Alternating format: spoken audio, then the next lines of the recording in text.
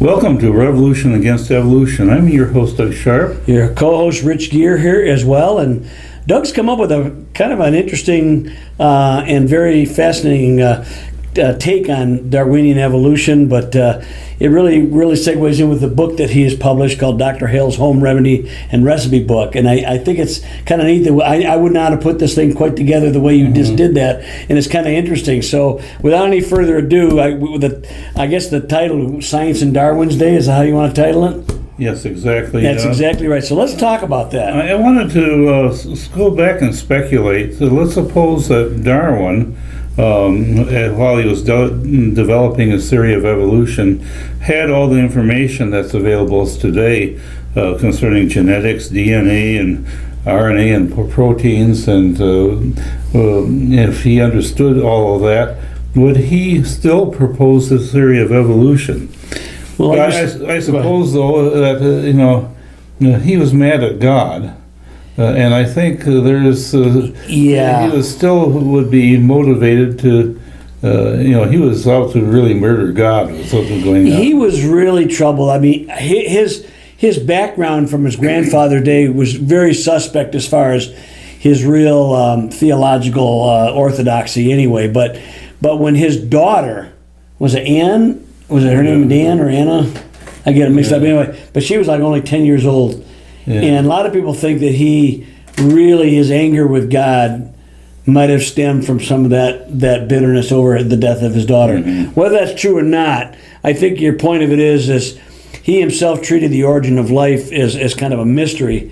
It'd be solved later, and this one I remember heard from Jerry Bergman, but it's he thought the simplest of cells were nothing more than a mere blobs of protoplasm. Right, and we know much better now, Doug.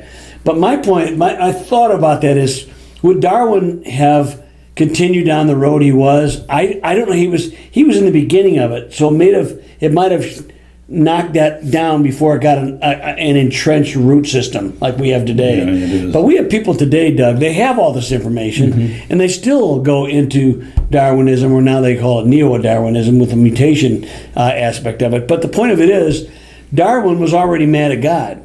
Right. And that's why his whole premise began to come up. It's not, people want to put it all about the science. It's really, I don't believe it's a science issue as much as it is a heart issue. You're very correct about that. I wanted to compare it a little bit from what I found out as I was researching this book that I found in my grandmother's attic, which I call now Dr. Hale's Home Remedy and Recipe Book. And I now have it available on Amazon and a number of bookstores that already carry it. Barnes & Noble and Target and they got it. Walmart's got it. And so you're big time now. A lot of good and I just was recently interviewed over national radio with Kate Delaney on America Tonight about this book, and so it's catching a lot of interest from a lot of people. And what it really shows is that the science of Darwin's day, has there's a lot of good things that still are used today out of this book. But in fact, some things we've kind of maybe need to retreat back into some of these home remedies are actually pretty good. But again, that big BUT, that caveat, if you will, and he's going to talk about that a little bit, but go ahead. Well, an example of that is that he, in the very first recipe in the book, there is a code at the bottom, and he writes out the alphabet and all these different little symbols. And who does it? Oh, a code. Okay, it's a code he puts in. Okay. They put some of these ingredients in code, and for fairly good reason.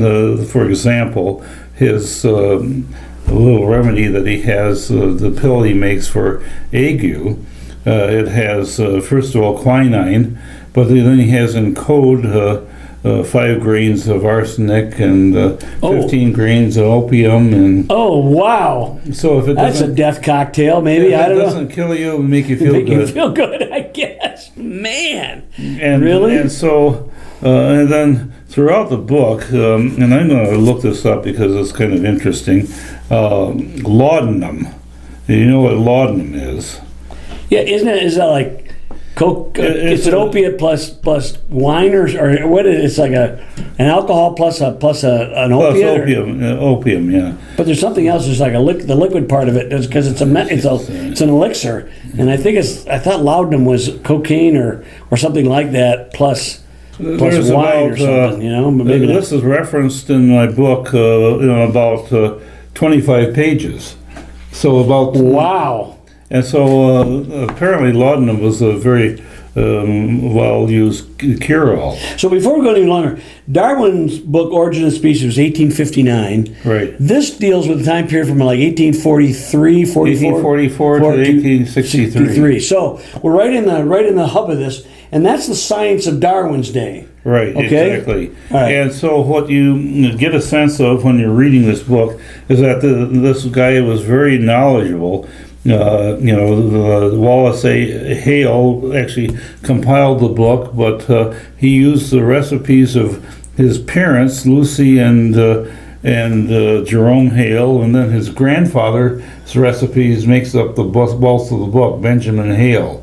That's who is it? That's his Benjamin Hale is his grandfather. Okay, all right. So he probably dates from the 1820s to the early days, and so you find things like Housel's washing solution, patented July 7th, 1848.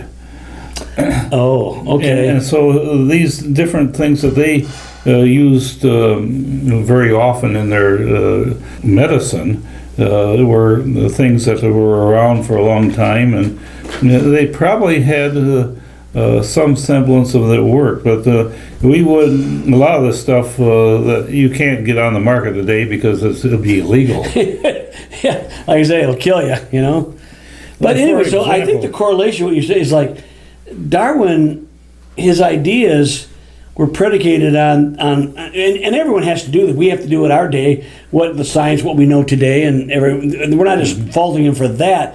It's just that why hold on to something that was invented it was invented mainly to do as a polemic against God, and ultimately. Mm-hmm. But when I read, as I said, I've read Origin of the Species, or at least a condensed version of it, and a lot of the stuff in there is actually pretty good stuff. Right. It's really dealing with the idea that species can change. Mm-hmm. I don't like to use the word evolve because most people, when they think of evolution, Doug, they think in terms of macrobiological changes. In other words, an amphibian becomes a reptile, or a reptile becomes a mammal, or whatever. We're talking within certain, and we've talked about this many times on our show, fixed kinds, there seems to be a line of demarcation. You can't go beyond it, and that we have. But within that, there is a lot of change.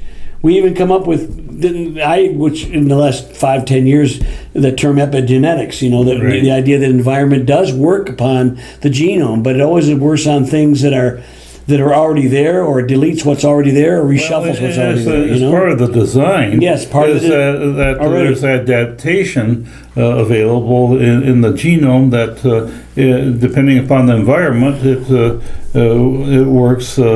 It's sort of like inventing a vehicle that will either float or fly, depending on the circumstances. Yeah, and the thing about it is, genetics had not even been a coined term. That was Mendel's kind of the P's, and all this stuff about genetics came much later. As I said, you and I were talking earlier before the show started, the idea Darwin got a little bit, he was pretty successful because he did not use an earlier form of evolution, which was Lamarckianism. Okay, the idea in Lamarckianism is like, okay, I read this when I was a kid, Doug. A giraffe. He can't reach the leaves, so he stretches his neck, and then the next generation, the neck gets longer. That's Lamarckian, we call it Malarkeyism.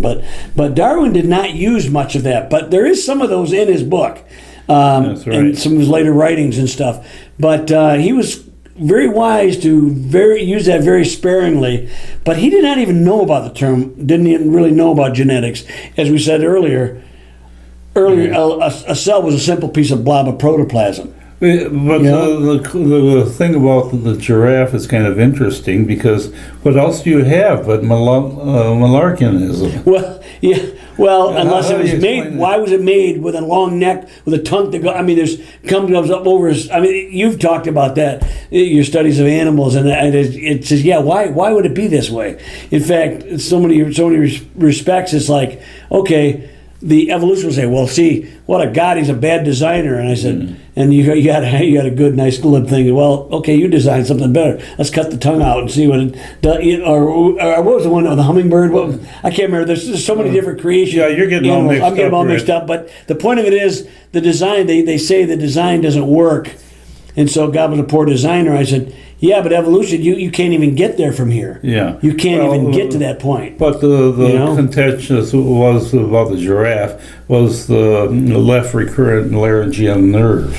That's what it was, a long nerve. Okay. It was a long nerve. It goes all the way down to the bottom of the spine. I knew it was something that was long. But you were confusing it with the woodpecker. Oh, the woodpecker. Is that the one? Yeah. Woodpecker's tongue goes up into its skull. Yes. It wraps around. Yeah. Anyway.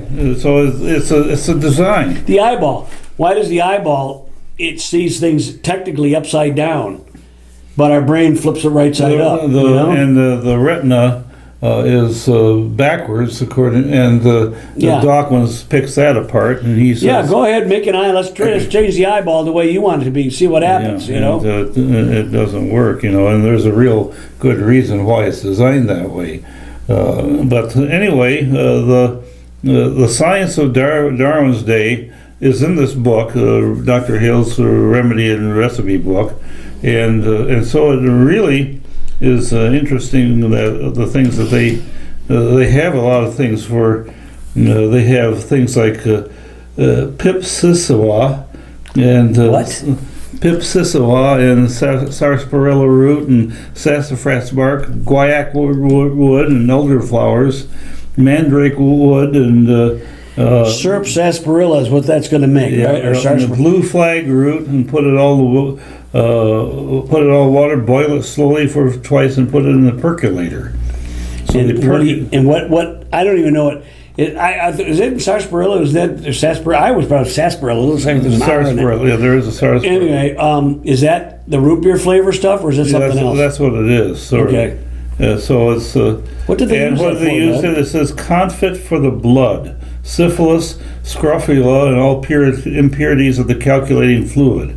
So they really didn't have a good idea of what these things circulation was all about, And so a lot of this stuff gives you a very good idea of all the different things that they were able to put together. But it's also interesting that there are some of the recipes that are crossed off.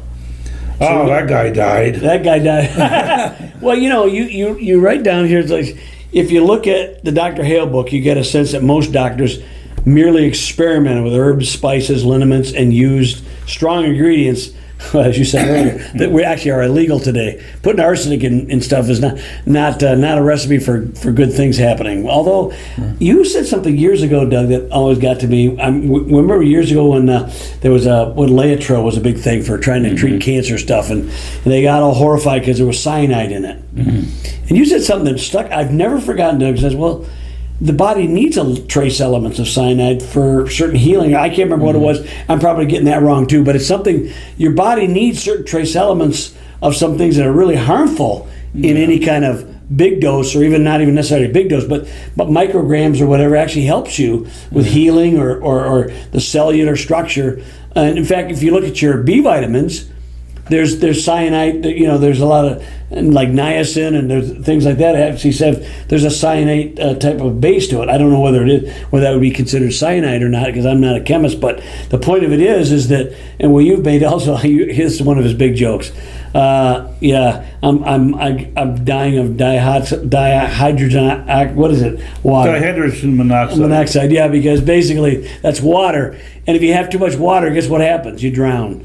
everything in wrong doses you can die from. But there are things that really don't seem to. So I remember that years ago when that Laetrile controversy, because it had vitamin B17, which was it had had a cyanide in it, and you said that to me. So, well, we need some. I mean, very, very, very, very minute amounts, but Well, so that was cyanide by itself is poisonous, but encased in one of the organic compounds, even though it's a side chain of one of the organic compounds, it doesn't necessarily mean it's poisonous. Yeah, and I never forgot that. I may corrupt what he said, but the basic concept was the idea that is not. They just use these sound bites to make everything go away. Oh my God! It's got arsenic in it, or it's got because I don't know what is arsenic. Maybe that could have some beneficial things. No, arsenic as a metal in this pure form is not poisonous. Oh, is that right?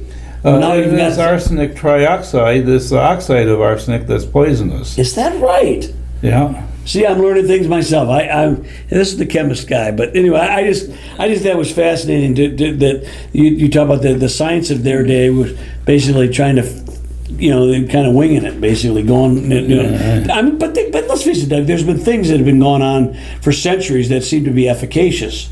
They've learned over the centuries that certain things.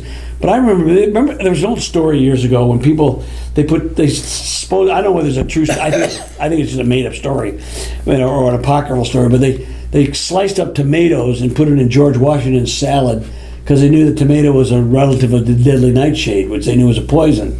And Washington ate it and loved the salad and didn't die. And that's how we learned that tomatoes don't kill you. You know what I mean? Yeah, whether that's true or not, I don't know, but it makes a good story, Now, here's the sure cure for hydrophobia. Oh. Now hydrophobia is rabies, okay? Yep. It says, take immediately warm vinegar or tepid water, wash the wound clean therewith, and dry it.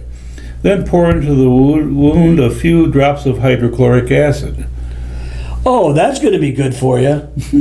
Wow. Holy smoke, yeah. Yeah, hydrochloric acid that will definitely burn anything away. Oh, wow. But it's not just a few drops. Yeah, well. What doesn't kill you makes you strong, as you said, What's interesting about this is that, I've actually duplicated the units of measure that they used to use back then. How did you figure that out?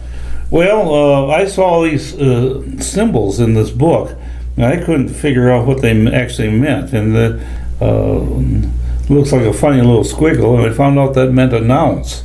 But it wasn't the ounce that we know today. Okay. It's there were 12 ounces to the English pound. And the English pound was different than it was today. Okay. And so 12 ounces to a pound, and then you had 96 drams to a pound.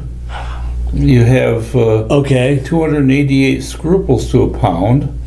Then, and I have no idea what a scruple is, except it's supposed to be something you have to not do bad things. You should and then scruples. 5,760 grains to a pound. And why they used all those particular units of measure back then, but this was common in the apothecary system between 1828 and 1864. Okay, all right. And so this book documents what those units of measure were. And again, how did you figure that out, though? Well, I did a lot of searching on the internet, and that information's out there, then, huh? The information was out there, and so I was able to document that. They do say you could find anything out on the internet. I guess that must be true. Yeah. But Darwin's theory was really based on the science and philosophy of the time, and it was fashionable back then because all the revolutions were going on. They're trying to throw off the divine right of kings to rule. Yeah, we've talked about that on the show too. A lot of people don't really realize a lot of the impetus, especially in the late 1700s. Yeah, where it began with Hutton and those kinds of guys. Before Hutton was 40 years before Lyell, actually, and he was a geologist that was going into and Voltaire. He was and Voltaire was a big instigator of a lot of the polemic against the God. I remember. To us, it seems like a non-issue, but in those days, there was a hierarchy of of authority. Okay, God was the ultimate authority. He delegated to kings and then princes and dukes and whatever, and then of course the rest of the masses were down below. And so there was actually, they believed, and if you read Tolkien, some of that, it's sort of, I mean, it's a fantasy, but there's that idea of kings were special. They could actually lay hands on you and heal you more than the average population. That was actually real. But the idea that they had their authority because God gave it to them, and so they felt that they, at this time, the late 1700s, and even earlier, a little bit earlier, but that was a prime time and then on, they had to get rid of that concept.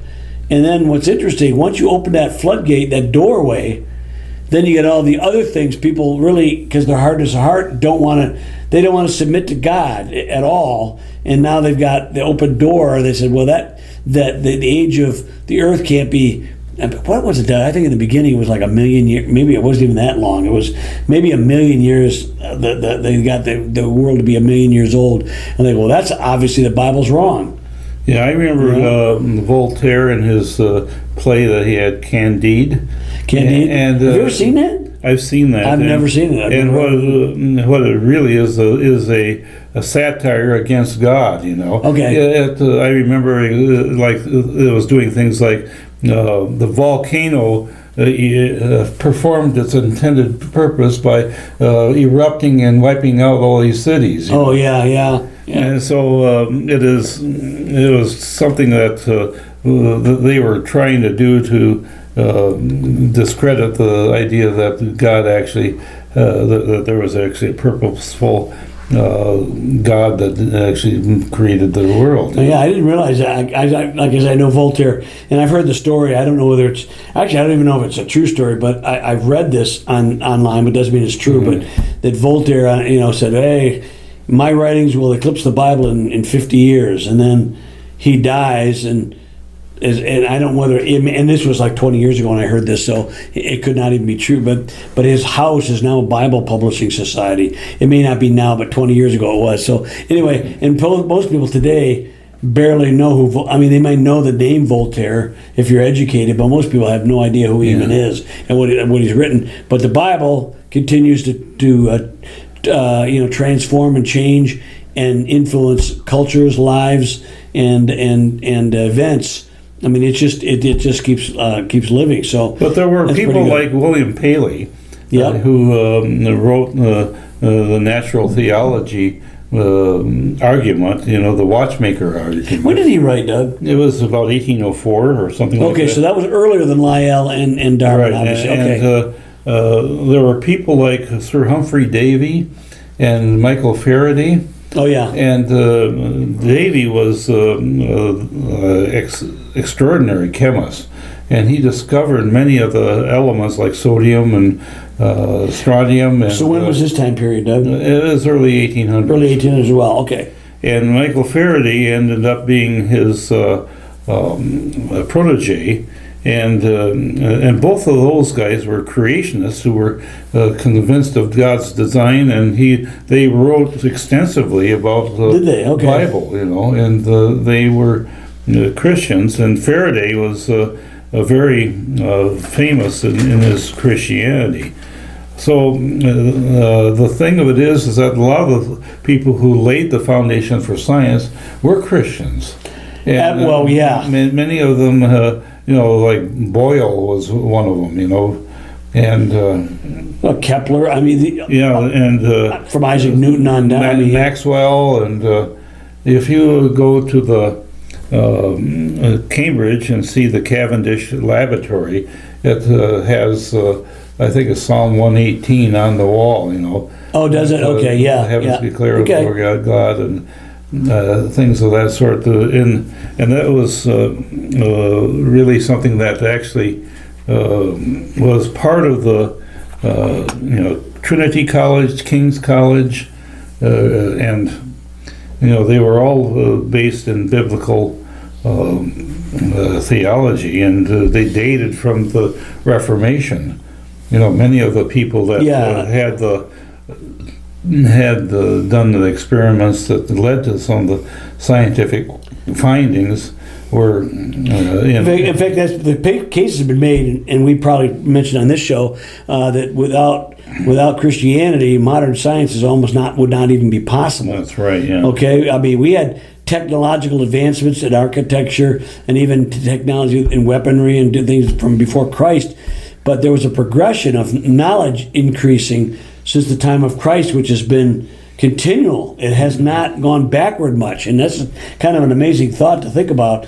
But still, when you base your theories on something that's 160 years old or 180, 1860, 160 years old, whatever.